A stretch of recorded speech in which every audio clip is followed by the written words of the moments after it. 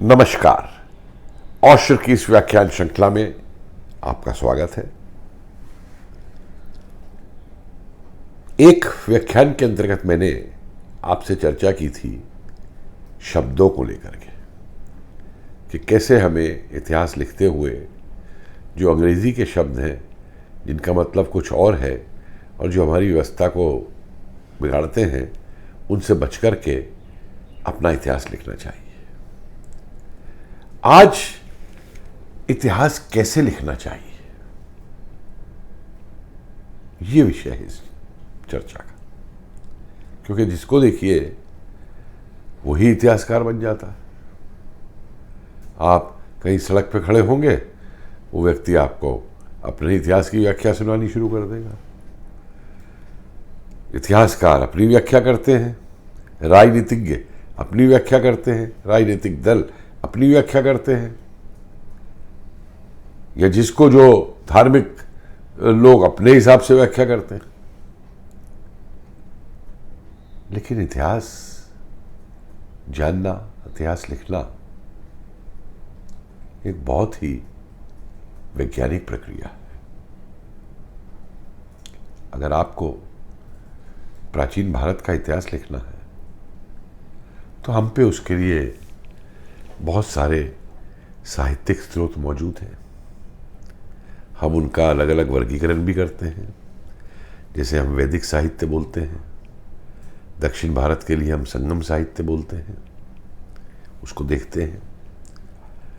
फिर एक श्रेणी आती है जिसमें हम धार्मिक साहित्य की भी बात करते हैं कि बौद्ध साहित्य, जैन साहित्य, भाषाओं के साहित्य की बात करते हैं, पाली, पैशाची, संस्कृत, तमिल, यानी भारत की जितनी भाषाओं के अंदर भी जो चीज़ें हमें लिखी हुई मिलती हैं उनको देखते हैं। अब एक महत्वपूर्ण बात यहां आती है कि क्या साहित्यिक स्रोतों को हम वास्तविक मान सकते हैं या नहीं। और इसके अंतर्गत हमारी परंपरा में तो मौखिक इतिहास चला आया था। ओरल हिस्ट्री से आज एक बहुत बड़ा डिसिप्लिन बन गया है ओरल हिस्ट्री। उसके नाम का जर्नल भी निकलता है, जर्नल ऑफ ओरल हिस्ट्री। और यह समस्या तब उत्पन्न हुई जब अंग्रेजों ने अपना वर्चस्व जमाने के लिए भारत में भारतीय इतिहास की हर बात को झुठलाना शुरू किया कि ये तो साहब सिर्फ साहित्यिक रचना है। महाभारत जैसे ग्रंथ को उन्होंने, जिसमें क्या नहीं है दुनिया का, उसको मात्र एक साहित्यिक रचना कह दिया। रामायण पे अपवाद उठा दिए गए तो काल्पनिक है, और उनको तो ऐसा करना ही था। लेकिन हमारे भी कई इतिहासकार उन्हीं प्रभावों में चले गए, हर चीज मिथक हो गई। अब देखिए, वैज्ञानिक इतिहास ये कहता है कि अगर आपके पास कोई साक्ष्य है तो आप उस साक्ष्य पे शोध करें कि वो साक्ष्य सही है या नहीं है। उसमें वर्णित बात जो है उसके सबूत हम और चीजों से भी दे सकते हैं या नहीं दे सकते। उदाहरण के लिए मान लीजिए महाभारत की ही हम बात करते हैं, तो उसको हम केवल साहित्यिक स्रोत से ही नहीं देखते, बल्कि एक मौखिक इतिहास से भी देखते हैं कि आज भी भारत में वो स्थान मौजूद है। हस्तिनापुर मौजूद है, इंद्रप्रस्थ मौजूद है, परीक्षितगढ़ मौजूद है। जिन जिन प्रदेशों के राजाओं ने हिस्सा लिया था उनके नाम मौजूद है। गांधर, मिथिला, सारे नाम मौजूद हैं। इसलिए मात्र कह देना कि वो कल्पना है, उसका जवाब देने के लिए इस तरीके का तर्क हमको लाना पड़ता है। यदि आप एक अली साहब की किताब देखें, ज्योग्राफी ऑफ पुराण्स, ये अलीगढ़ विश्वविद्यालय में ही ज्योग्राफी के प्रोफेसर थे, तो क्या गजब का उन्होंने विश्लेषण किया पुराणों का और किस प्रकार उन्होंने ये दिया कि पुराणों के अंदर आज भी जो सैटेलाइट इमेजरी वगैरह है उस समय नहीं थी, लेकिन कैसे पुराणों के अंदर ये ज्ञान था, कितने महाद्वीप हैं, उन इलाकों के नाम, पूरे भारत के नक्शे का चित्रण करना उस जमाने में कि ऊपर पर्वत है, नीचे समुद्र है, या जो, और देखिए इसको अगर आप मिला के देखें कि जो ग्रीक वृतांत है भारत के बारे में कि सिकंदर जब श्रमणों से मिलता है तक्षशिला में, वहां पूछता है कि इंडिका क्या है, भारत क्या है, तो श्रवण भी यही उत्तर देते हैं कि ऊपर पर्वत है, नीचे समुद्र है, त्रिकोण है। तो इसे कहते हैं एक स्रोत से दूसरे स्रोत को मिलाकर के ऐतिहासिक तथ्यों की जांच करना और उनको लिखना। मात्र कह देने से कि साहब हम तो बहुत बड़े थे और बहुत ये थे, बात नहीं बनती। जैसे अशोक का साम्राज्य आप लीजिए, अफगानिस्तान से लेकर के और दक्षिण भारत तक इतना बड़ा साम्राज्य भारत का कभी नहीं रहा, लेकिन उसको स्थापित कैसे किया गया कि इतना बड़ा साम्राज्य था? केवल साहित्य पे नहीं हुआ। जब अशोक के शिलालेख, अशोक के स्तंभ लेख इन प्रदेशों में मिले तो कोई दूसरा राजा तो किसी के स्तंभ लेख नहीं लगाएगा, शिलालेख नहीं लगाएगा। तो उससे साबित हुआ कि अशोक का साम्राज्य अफगानिस्तान से लेकर के यहां नीचे तक मौजूद है। या आज हम किसी धर्म के प्रसार की बात करते हैं, बुद्ध धर्म को ही लीजिए, बामियान, और आज भी आप देखिए सीरिया हुआ, इराक हुआ, इन प्रदेशों के अंदर जब मूर्तियां मिलती हैं तो एक जीते जागते प्रमाण है आपके सामने कि किन इलाकों तक क्या विस्तार था, या कौन सा धर्म था, या क्या रीति थी, क्या तरीके थे।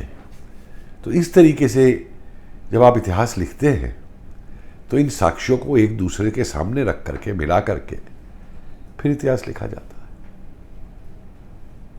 ना कि उनको एक तरफ करना।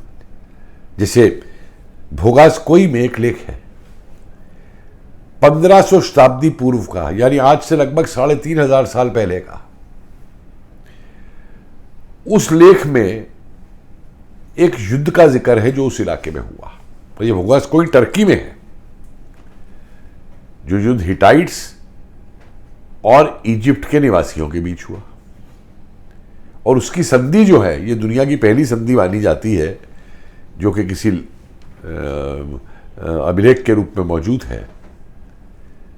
और वो संधि जो है उनकी, वो पहले 4 हिंदू देवताओं के नामों को लेकर के, दोनों अश्विन, वरुण और मित्र, इनको लेकर के वो संधि शुरू होती है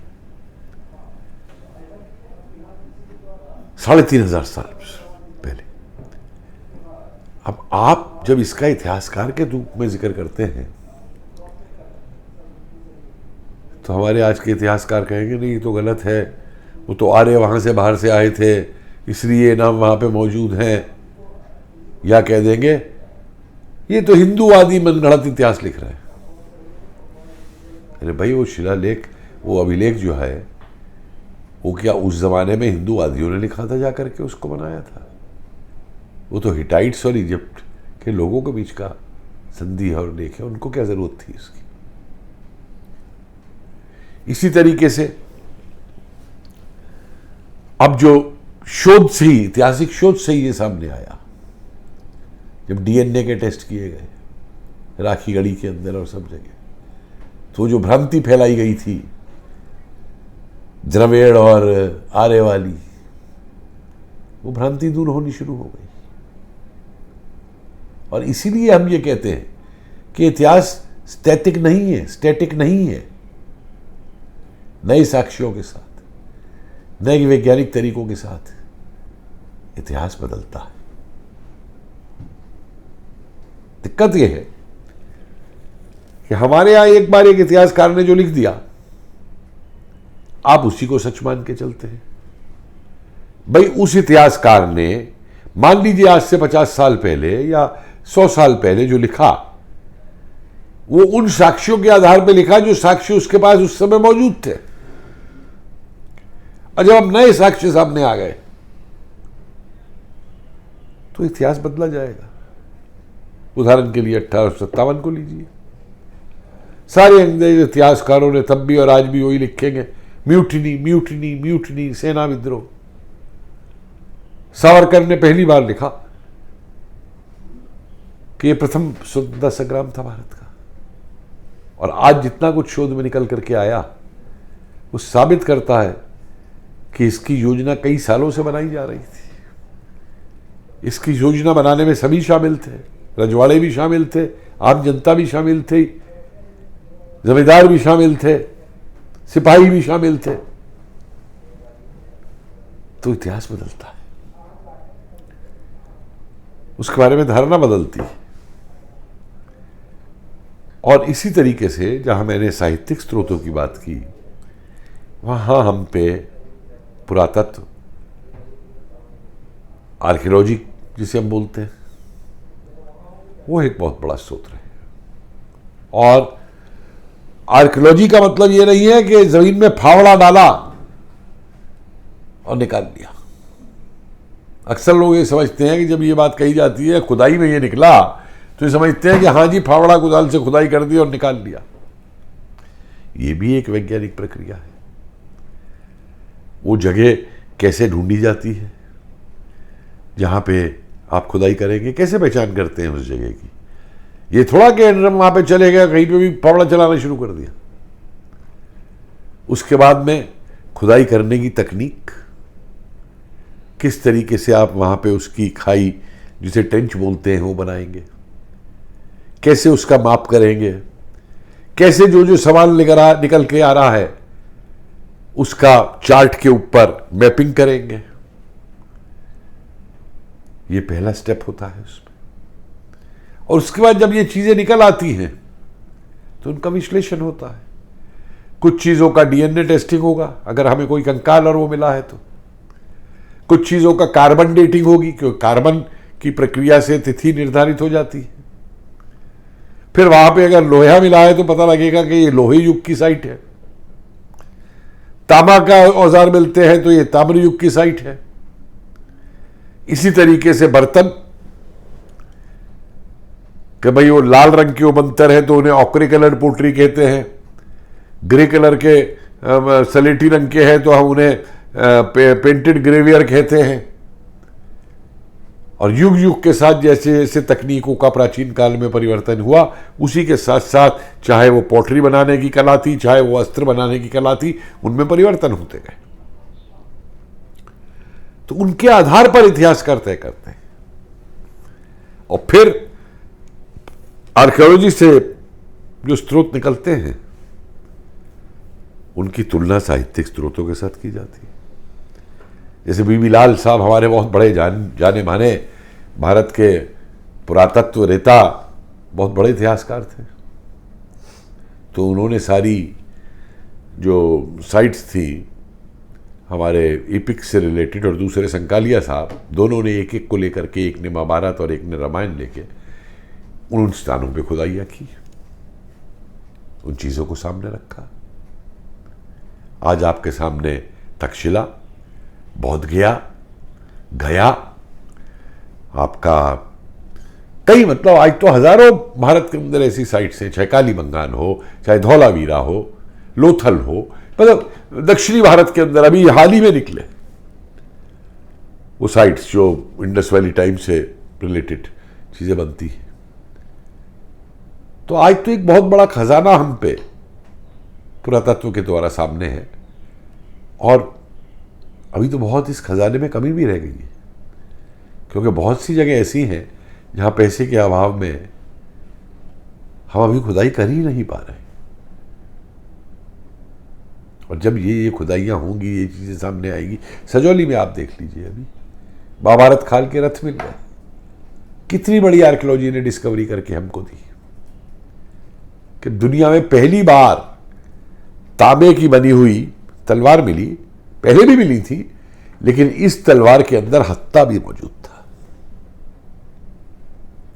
हत्ता हिल्ट, और हिल्ट के साथ मिली ये तलवार तांबे की, दुनिया में एक अपनी तलवार है उस समय की। दुनिया भर के जो पुरातत्ववेत्ता थे वो सजौली को देखने आए वहां पे, ताबूत भी मिला वहां पे। ये माना गया कि महाभारत काल के जो योद्धा हैं और जो युद्ध हुआ है कुरुक्षेत्र का, यहां उनको दबाया गया ला करके, और ये कोई बहुत बड़ा योद्धा रहा होगा जिसके साथ में उसका रथ भी और चीजें भी जो है वहां पे दबाई गई।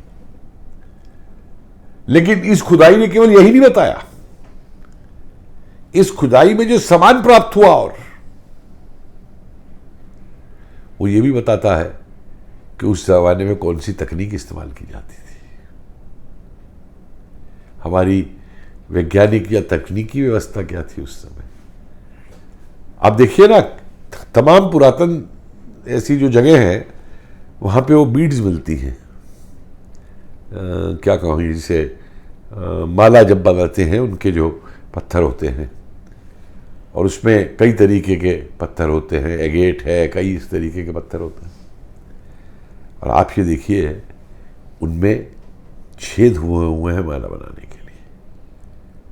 मतलब उस जमाने में वो ड्रिलिंग टेक्निक भी रही होगी जिससे वो इतने महीन छेद करके इस तरीके की चीज बना सकते हैं। तो ये चीजें जो है ये एक पूरी साइट को फिर जीवित करती थी। उनके रहन सहन का तरीका, उनका खाने का तरीका, उनके पीने का तरीका। आप मोहनजोदड़ो में देखिए या हड़प्पा में देखिए, स्नान गृह जो मिले, जो वहां से मूर्तियां मिली, जो सील मिली वहां से, जो लिपि मिलती है, जो छोटे छोटे खिलौने मिले बच्चों के, उनमें वो बैलगाड़ी भी है, उनमें रथ भी है। तो ये खिलौने तो तभी बने होंगे जब समाज के अंदर उस समय उस तरीके के साधन मौजूद थे। जानवरों के, कुत्ते के, हाथी के, इन चीजों के मिलते हैं। तो इस जमाने में ये पाले जाते थे। मानव के इस काल में जो प्रकृति थी, मानव इनको टेम कर चुका था। मानव इनको अपने साथ क्या कहेंगे, जिससे कोई जंगली ना छोड़ करके मानव दोस्ती का प्रकार बन चुका था। पेड़ पौधों की आपको मिलते हैं, और यही पेड़ पौधों की चित्र आप इन पे देखें और जो साहित्य के अंदर वर्णन है उसको मिला के रखें तो क्या इतिहास निकल करके आता। हमारे यहां लोगों का क्या दिक्कत है, विशेष तौर से अपने आप को ये प्रगतिशील कहने वाले इतिहासकार, आप इन्हें साहित्यिक स्रोत दिखाएंगे तो कहेंगे आर्कियोलॉजी का सोर्स लाओ, और जब आर्कियोलॉजी का सोर्स लगा देंगे नहीं नहीं नहीं ये तो विदेश से आई थी। अरे भाई, कुतुब मीनार के नीचे वो जो मेहरौली का स्तंभ लगा हुआ है,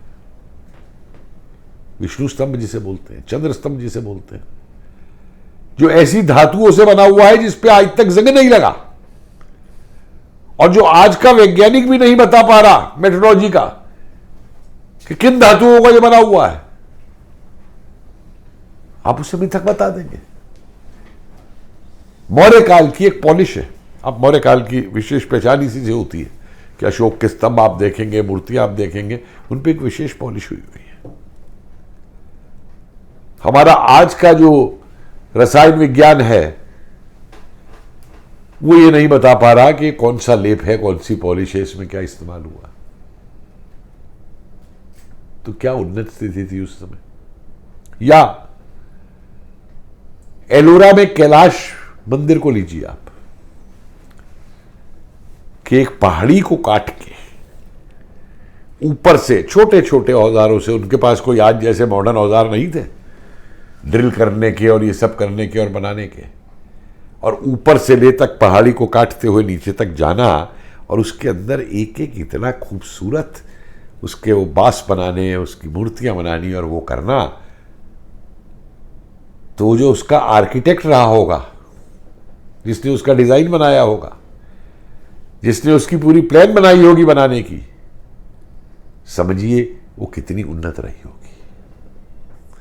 अजंता की पेंटिंग्स को देखिए, जो चित्र अजंता में मौजूद है, कभी पास जाके देखिएगा, मैं देखा था, हैरान रह गया। एक चित्र तो वहां ऐसा है कि वो गले के अंदर माला है, आप लाइट डालिए तो ऐसे है जैसे हीरे चमक रहे हो, बजाय इसके साथ साथ वो जो सारा उस समय का जनजीवन है उसको दिखाते हैं। तो ये स्रोत बनते हैं उस जमाने के जो वो हैं मूर्तियां और स्कल्पचर, उन पे किस तरीके के आभूषण पहने हुए हैं, किस तरीके के उनके वस्त्र हैं, किस तरीके को उनका हेयर स्टाइल है, बाल किस तरीके से कड़े हुए हैं, और अलग अलग समय में कैसे इनमें अंतर होता चला जाता है, उनका विश्लेषण करना, उनको देखना, शिलालेखों को पढ़ना, सभी भाषाओं में मौजूद है, सिक्के उस जमाने के, उन सिक्कों को देखना।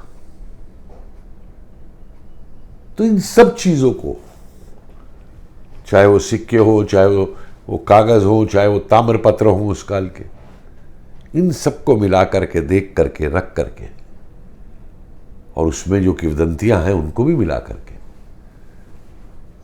उन सबका मूल्यांकन करके आप तब प्राचीन भारत का इतिहास लिखते हैं। और इसके साथ साथ अगर ग्रीस से आए यात्रियों ने कुछ लिखा, सेल्यूकस ने कुछ लिखा, या एरियन ने कुछ लिखा, या चीन से आए हुए हुएनसांग ने कुछ लिखा, या इत्सिंग ने कुछ लिखा, एक एक नगरों का वर्णन किया है इन्होंने जहां वो घूमे। तो इन सबको सामने रखकर, इन सबको करके रखना, तब हमारा इतिहास लेखन सामने आता है।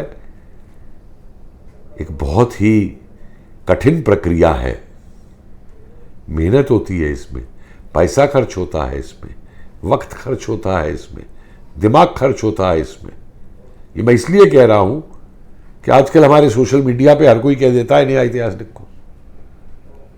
अरे भाई, इतिहास कोई भानुमति का पिंडारा नहीं है कि आपने हाथ डाला और निकाल दिया। इतिहास लेखन एक वैज्ञानिक प्रक्रिया है, इसमें सारे साक्ष्यों का अवलोकन किया जाता है, इसमें खर्च भी होता है, इसमें दिमागी वक्त भी लगता है, और तब जाके वास्तविक इतिहास जो है हमारे सामने आता है। लेकिन वो वास्तविक इतिहास भी अगर कल को कोई नए साक्ष्य आ जाए तो बदला जा सकता है। इतिहास कोई वो लोहे की लकीर नहीं है कि अगर एक बार लिख दी गई तो उसमें कोई परिवर्तन नहीं होगा अगर कोई नया साक्ष्य मिल जाता है तो। दिक्कत यह है कि हमारे बड़े बड़े इतिहासकार ये समझते हैं कि वो मठाधीश हो गए और जो उन्होंने एक बार लिख दिया वो फाइनल है और बाकी सब कोई देखने की जरूरत नहीं है। ऐसे इतिहासकारों से सावधान रहें, और जो एक वैज्ञानिक प्रक्रिया को लेकर चलते हैं, एक अनबाइस्ड इतिहास को लेकर चलते हैं, उस प्रकार के इतिहास को देखिए। और अगर आप चाहें तो अपने क्षेत्र में इस प्रकार की वैज्ञानिक विधियों को अपनाते हुए आप भी एक इतिहासकार बन सकते हैं। लेकिन अगर आप भी कोई इतिहास लिखते हैं तो वो इतिहास साक्ष्यों के उस पर रखिए, कहानी किस्सों पे खाली मत रखिए। नमस्कार।